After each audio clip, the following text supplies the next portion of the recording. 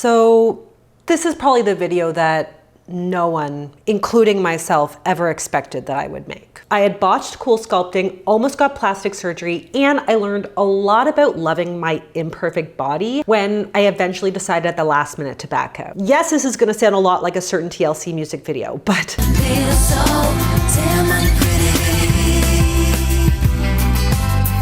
this is actually real life. Hey everyone, I'm Abbey Sharp. Welcome to Abby's Kitchen.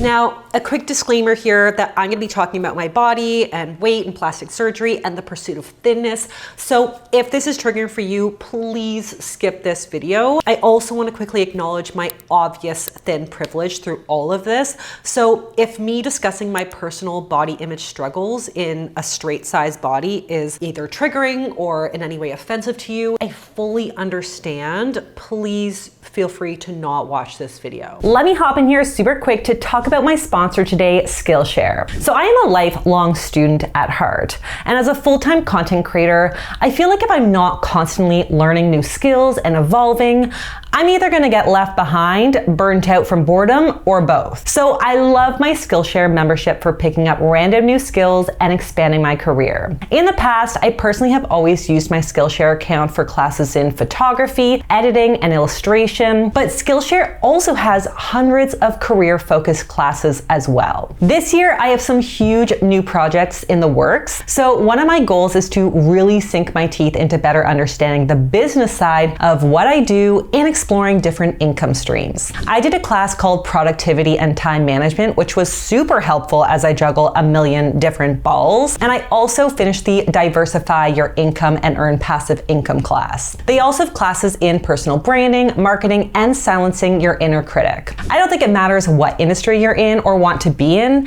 Everyone can use that. I have a really good feeling about 2023 and 2024. It just feels like something huge is about to hit, and I want to be as prepared as possible for when it does. So if you want to also embark on something new or expand your current career, Skillshare is offering the first 1,000 of my followers to click a whole month free of exploring Skillshare's classes. So sign up for your free trial using the link in the description to get started today. So I never want to minimize the lived experiences of those who have lived or are living through societal prejudices because of their body. And that's really, really important here. So I just want to make sure that that's heard before I go on. I'm also going to use this time to do a little meal prep because I feel like I might need a little distraction from the anxiety that I'm feeling about telling this story right now.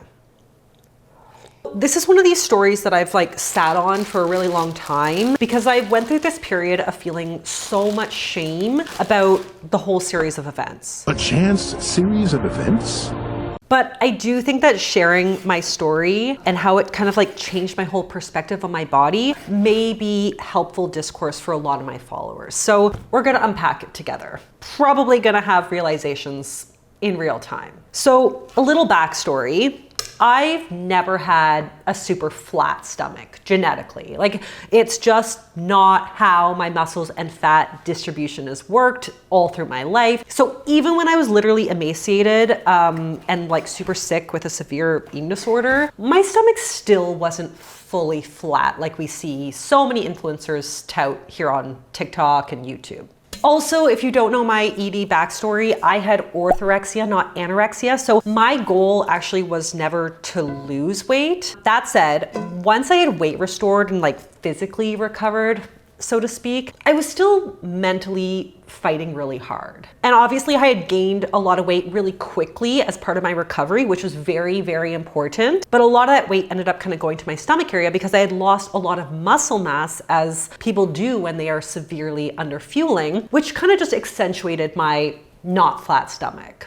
And this was in my early 20s. At that point, I had average female insecurities, not pathological body dysmorphia. But regardless, one day I was getting a facial at a Medi Spa, and I somehow got sold a package of CoolSculpting. Well, now, fear no mirror and eliminate those problem areas with CoolSculpting. I was essentially told that I was the perfect candidate because I wasn't fat, but I had, trouble spots that diet and exercise wouldn't so easily fix. If you're not familiar with CoolSculpting, it's basically this technology that gained popularity around a decade ago. Like, you couldn't walk past a nail salon or a dermatologist without seeing an advertisement. Basically, it's considered like a non-invasive alternative to liposuction. That's usually how it's sold. So, quick physiology lesson here. When we lose weight through diet and or exercise, our fat cells essentially shrink, but they never actually go away. And with liposuction, you actually like remove those fat cells. And with CoolSculpting, you freeze them to the point of cell death, and then your immune system essentially eliminates them in the weeks or months to follow. Now, like, the short-term research that I've read has found that it can allegedly reduce fat in the area by like 15 to 25%, but long term, we don't really know. And also, it's worth pointing out that pretty much all of the research is funded by the manufacturers of CoolSculpting itself, which is typical with most drugs and medical equipment, so it doesn't necessarily mean it's bad research, but of course, it's an FYI. FYI. But anyways, I was super young, like early 20s. I was eager to get to my like pre-ED shape at least. So I handed over like a shit ton of money and I said, okay, let's give it a try. So I'll show you what we did, basically. Let me just wash my hands. Food safety. Just open myself up here. We did my belly, like all this kind of stuff, and then like my flanks, a couple, areas here. And we probably did like a few sessions each. After a few weeks, I started to notice that my body kind of looked like more lumpy. It was like my sides became uneven and I got like a bulge in my belly button area. And it's basically also where like a lot of my pants would hit and it would rub and like feel tender and just uncomfortable. It's hard for me to explain the sensation, but it still does irritate me to this day. It might just be like phantom pain at this point. I don't know, but still, like, I feel it. Feel it. But anyways, I was concerned, so I brought it up at the spa. And the solution, of course, was to do more CoolSculpting to try to like fix the lumps. And ironically, this just started to make them even worse. Obviously, I'd spent all this money. I was devastated. I was horrified. I didn't know what the had gone wrong. And anytime I would go to another practitioner or another spa, they would just be like, oh yeah, we can fix that with CoolSculpting.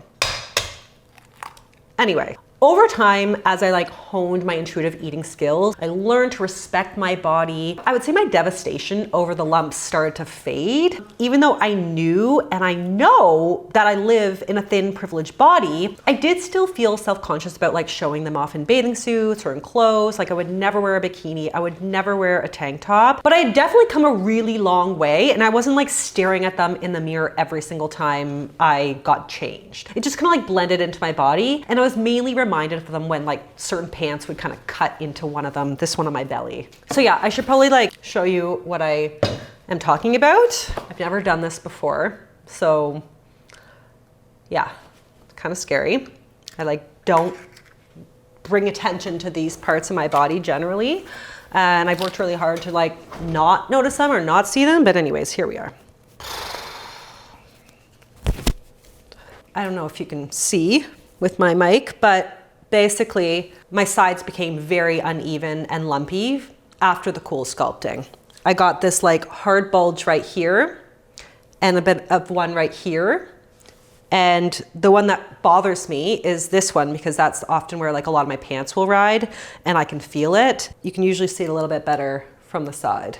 It could have been worse, but that's what I was left with. And even when I was pregnant, it was like my belly would accentuate the bumps, and it would almost look like I had a hernia or a tumor or like a permanent baby hand or foot jetting out of me from this one, because it is like a hard ball basically. Where was I?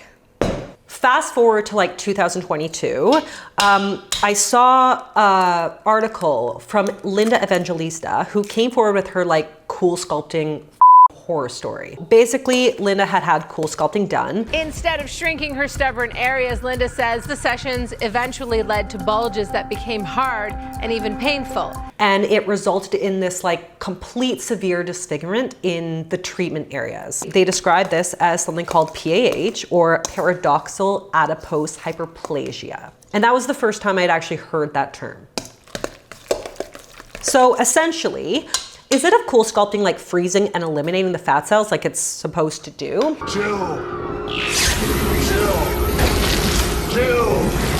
it ends up enlarging and hardening them and making them literally impossible to get rid of. So you end up with this hard, raised lump, like a raised brick in your body in the shape of the CoolSculpting applicator. Oh, look, see, she's just hanging out now. We're just gonna let her do that. So Linda actually apparently ended up suing CoolSculpting for $50 million in damages since it had prevented her from working as like a supermodel. I'll tell you, I've done a lot of research. The incidence of PAHs is super debated. CoolSculpting says it's 1 in 4,000, but one research paper that I read said that it's 1 in 138. And it's probably grossly underdiagnosed because it doesn't usually show up until months later. So I would think a lot of people just think, oh, maybe I gained weight. Now, I don't know about Linda's treatment, but I was never told about the risk of PAH. And no one stopped me after treating me a few times and was like, hey, I think this is maybe that rare side effect, so we better reach out to CoolSculpting headquarters to ask them what to do next. Also, FYI, if you do decide to try CoolSculpting, make damn sure that you are going to a reputable provider, ideally a plastic surgeon. Hi, everybody. Hi, Dr. Nick. Who is very transparent about the risks of PAH. But anyways, it wasn't until I spoke to a doctor myself and I read about Linda's experience that I was confident that this is what happened to me too. So yeah, that was body problem number 1. I got these tender lumps in my belly and my sides that were not the cute lady lumps that Fergie likes to sing about. My lovely little lumps, check it out. I would like those lumps. Okay, concern number 2. Let's talk motherhood. So my first pregnancy with E, I had normal diastasis recti, which is the separation of the abdominal muscles, plus mild prolapse. And, I worked really hard in physio to try to close the gap. But then when my little O came along, he was a ninja in my belly. He kicked and turned and jumped and punched, and midwives and physio and all the healthcare providers who put their hands on my body were saying I've never seen such a violent fetus. It was insane. So not surprisingly, when he came out, my abs were a f***ing wreck. So I ended up with severe diastasis recti and also prolapse. And this basically had a domino effect with a host of other issues in my body. So I got a hernia because there was a huge gap between my abs, and I developed a lot of lower back pain when I'd never had back pain before, not even in pregnancy. Spinal. It also was suspected that this is what caused my IBS-C and SIBO, and I'm still not able to run, jump, or even properly walk downhill. Seeing your pants is cool. Consider me Miles Davis.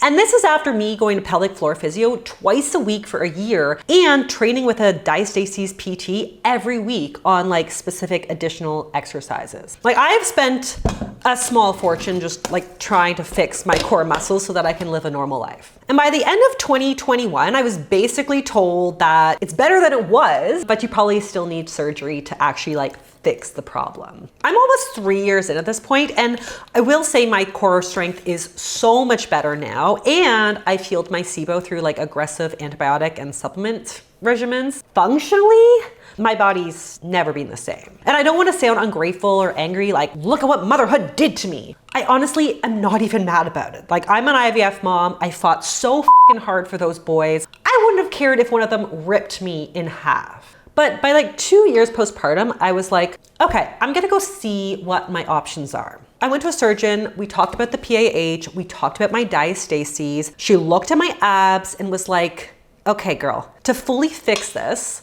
I'm going to have to go all the way up to your bra line, full scar, and full scar from hip to hip, because I gotta sew all them abs back together and then tuck it all in. Oh, and you'll need 10 full months of recovery. Well, that honestly scared the out of me because I had 2 kids under 4 and they required lots of lifting and lots of cuddling. So then we started talking about alternatives that would significantly help me, but be a little less invasive. This is even hard for me to say out loud, but the recommendation was basically to remove the PAHs via liposuction, then to tighten the muscles underneath with some kind of frequency technology, I don't know. And then to do like a mini abdominoplasty on the lower abs rather than like going all the way up. So I went through like a lot of back and forth on whether or not this was something that I wanted to do.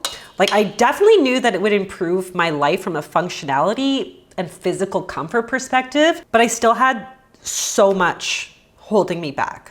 Like the first hurdle was the guilt of doing something for me as a mom of 2 kids who obviously still really needed me. And even if the recovery wasn't gonna be a full 10 months, it was still gonna be many weeks of just like not lifting and not helping with the normal routines that I have with the kids. And honestly, I'm just really not good at asking for help with all of my like unofficial jobs in the family. Like the thought of me taking time out of my responsibilities for like something that has like vanity project vibes, even if it wasn't fully vanity project, it's just like really hard for me to reconcile. Like I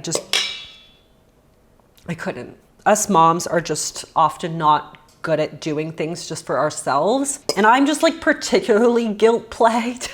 I can't even take an hour on the weekend to myself without feeling like I'm failing my family. And this is not a testament to my husband. He does a lot. He is a great dad and he picks up a lot of slack, and he would pick up the slack, but it's me. It's me. Hi, I'm the problem, it's me. The second challenge I had was just like even the thought of slowing down for recovery. I am not good at relaxing or recovering. I've just got like a really busy body and a busy mind. And when it comes to diastasis recti repair, it's like things are gonna get way worse probably before they get better. And I was just eminently terrified of that process. I still am. So I guess I was just trying to like decide in my head if it's like bad enough for the time sacrifice in my life. And third, probably like the biggest obstacle was just judgment. Like from you guys, of course, but also from me. Let me put this in the oven. Every time I would have like an appointment to discuss the procedure, I felt riddled with disgust with myself.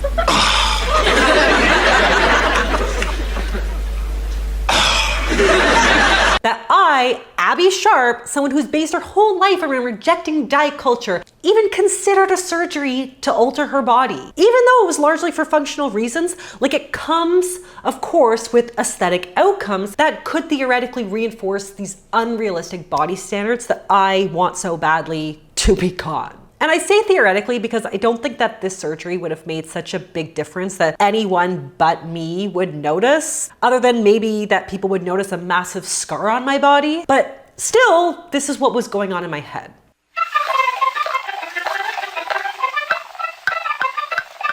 And in the process of me trying to like make a decision on the surgery, I also was digging deep into how I feel about people getting plastic surgery in general. Because for some reason, my disgust and judgment only applied to myself. Like I've always said here, I believe in body autonomy. And I know loads of people, even in my immediate circle, who have had cosmetic surgery. I don't care. And I'm like, good for them. Like, I don't think we should normalize it or make it the standard. And there's a lot of things that I see people do where I'm like, not my style. But at the end of the day, I'm happy if they're happy. And there's lots of research showing that plastic surgery can significantly improve people's quality of life, especially when they're trying to restore a body back to its previous form or function, as I was also hoping to do. I wasn't hoping to look like a drastically new or different person. And even if the reason is 100% vanity or aesthetic or even extreme, who am I or anyone else to judge? You have to love the person that you look at in the mirror, and if getting breast implants gives you new zest for life and you can access it and you want to, amazing! Like, you do you. Do you, boo-boo. Do you, boo-boo. The only major concern that I guess I have with plastic surgery is the same concern that I have with like photoshopping or filters or other like stealthy false marketing online. Like I'm all about transparency. Like I'm telling you the story right now. And if an influencer is like selling you their body via a program, but not disclosing that, they don't just do their 20-minute workout, they actually got like a $20,000 BBL, that's where I feel like it's a slippery slope. And it's kind of like that scene in Legally Blonde where Ali Larter would rather go to jail than admit to her fans that she had plastic surgery to get the body that she was essentially selling to the masses. Liposuction!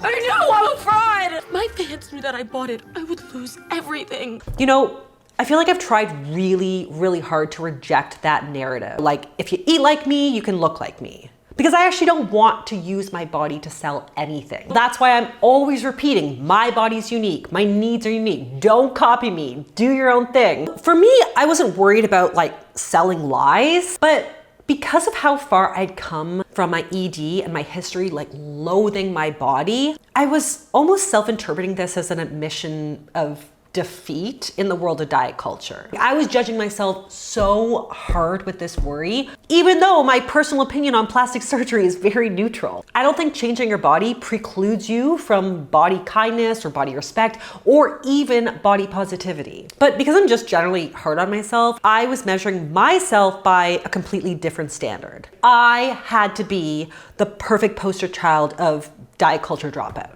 And these anxieties were honestly becoming so crippling that I eventually just decided that if I'm having all of these thoughts and they're bothering me, it's probably not a good time to even entertain the surgery.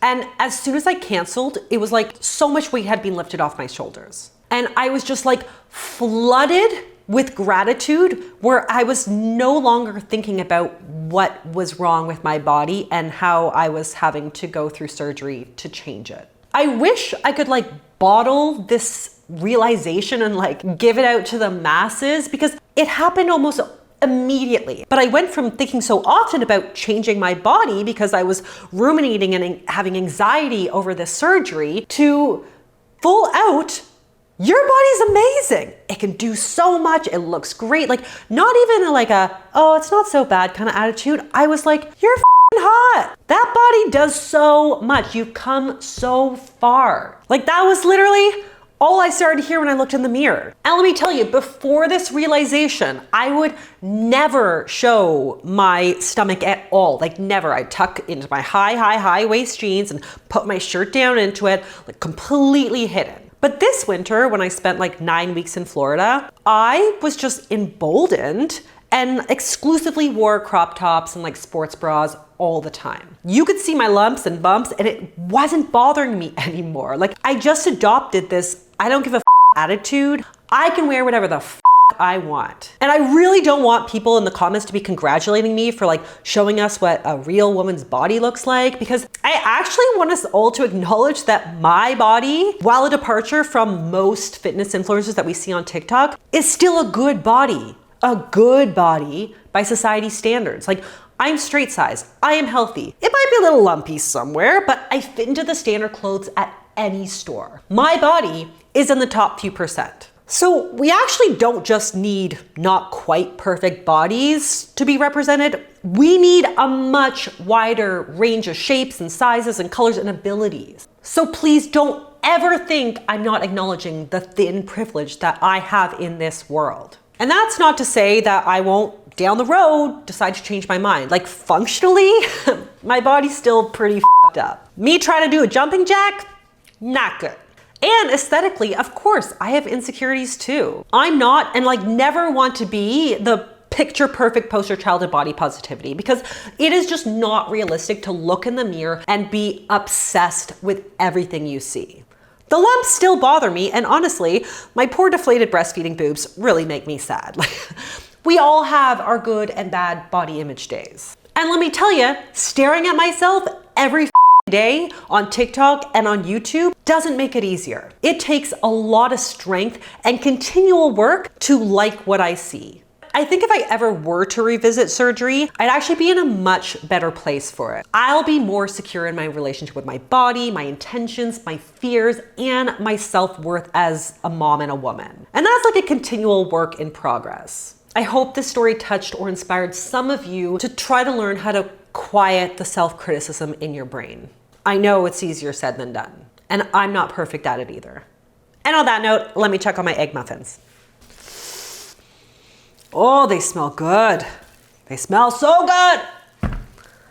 Yum! But on that note, please, guys, I would love to hear your thoughts on plastic surgery, body positivity, and if these two things can coexist. Please give this video the thumbs up. Leave me a positive comment, please. Try to be kind. Subscribe to the channel, and I will see you next time for more real talk on Abby's Kitchen. Bye!